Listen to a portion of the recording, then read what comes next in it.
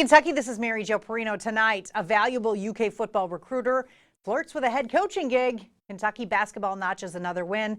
And should sex ed be taught to kindergartners? All that and more is next on Hey Kentucky.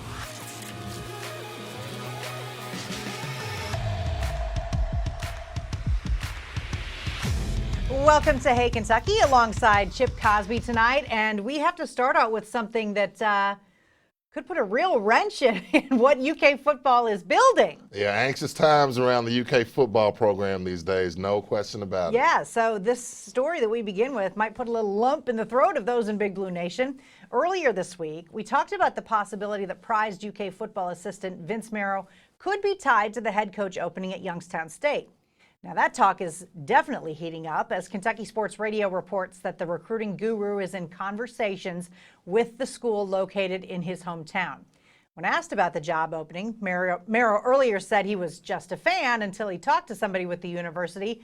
Now it seems he has taken that next step. Chip, next to Mark Stoops, you got to think he's the most valuable guy on the staff. Well, you know, and I think while Mark Stoops has done a great job with the program, you know, Vince is really, I think he's really kind of the identity. I mean, you know, he's out recruiting the guys.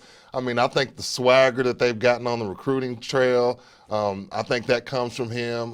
You know, all the recruits love him. You know, he's great with the media. So he's kind of been, while Stoops is the guy, I'm with you. I mean, he's probably the second most important part of UK football. And if they were to lose him, I think they would lose some of their identity and could lose some recruits, too. Yeah, Michael Drennan, who was deciding between Kentucky and USC, said, well, there's a situation going on at Kentucky. I've got to keep my eye on with one of their assistant coaches before I can make my decision. So even if Marrow leaves, you know, some guys might not even come here anymore. Yeah, and it's also ultimately going to come down to whether he's ready to be a head coach right now. You know, it's a place that he loves.